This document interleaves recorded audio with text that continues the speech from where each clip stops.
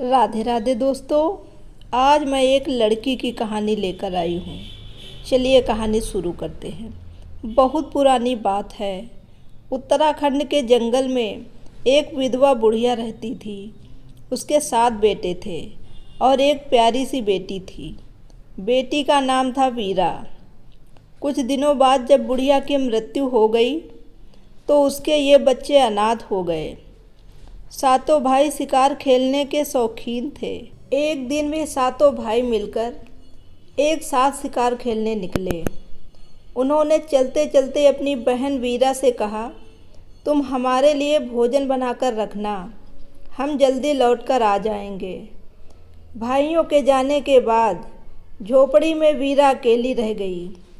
वीरा ने आग जलाकर खीर बनाना शुरू किया। थोड़ी देर बाद खीर उबलकर चूल्हे में गिर गई। इससे आग बुझ गई। वीरा बहुत परेशान हुई। उसके पास माचिस भी नहीं थी।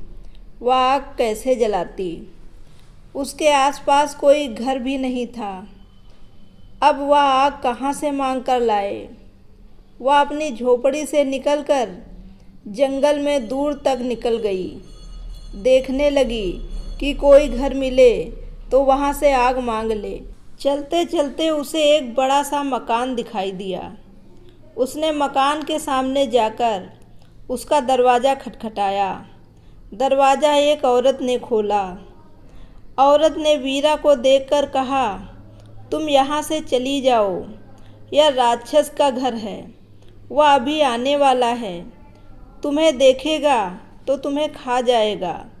वीरा ने कहा, बहन मुझे थोड़ी सी आग चाहिए, खाना बनाना है, बड़ी जोर की भूख लगी है। वह औरत राक्षस की पत्नी थी, लेकिन जब वीरा ने उसे बहन कहा तो उसे वीरा पर दया आ गई।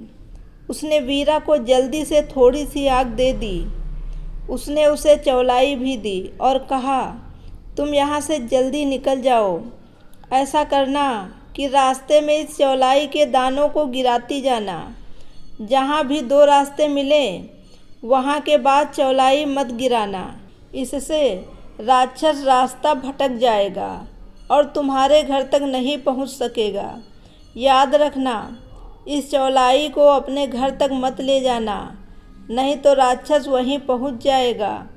वीरा अपने साथ चौलाई ले गई और उसके दाने रास्ते में गिराती गई।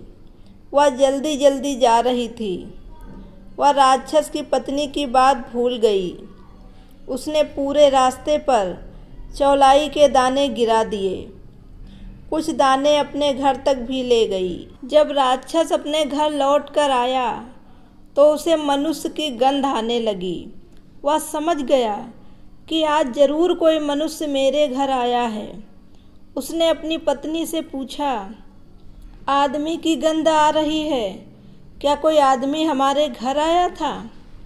उसकी पत्नी ने कहा, नहीं तो, यहाँ तो कोई नहीं आया।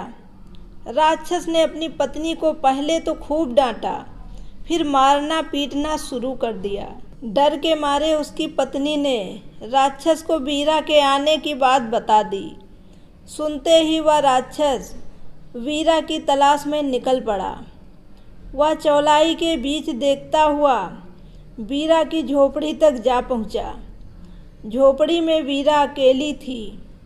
तब तक उसके भाई नहीं लौटे थे। उसने अपने भाइयों के लिए खाना बनाकर 7 थालियों में परोस कर रखा हुआ था। राक्षस को देखकर वह डर गई और पानी के पीपे में छिपकर बैठ गई। राक्षस ने सारा खाना खा लिया। खाने के बाद वह पानी के पीपे की ओर गया। सारा पानी पीने के बाद उसने खाली पीपे में बैठी वीरा को पकड़ लिया। वह वीरा को जीवित निगल गया। खा पीकर राक्षस झोपड़ी के दरवाजे पर सो गया, क्योंकि उसे बहुत जोर की नींद आ रही थी। जब वीरा के भाई लौट कर आए तो उन्होंने राक्षस को दरवाजे पर सोते हुए पाया। उन्होंने देखा वीरा घर में नहीं है। वे समझ गए कि जरूर इस राक्षस ने हमारी बहन वीरा को खा लिया है। उन्होंने तुरंत राक्षस के हाथ पैर काट डाले, फिर उसका पेट फाड़ दिया। राक्षस मर गया और उसके पेट से वीरा भी निकल आई।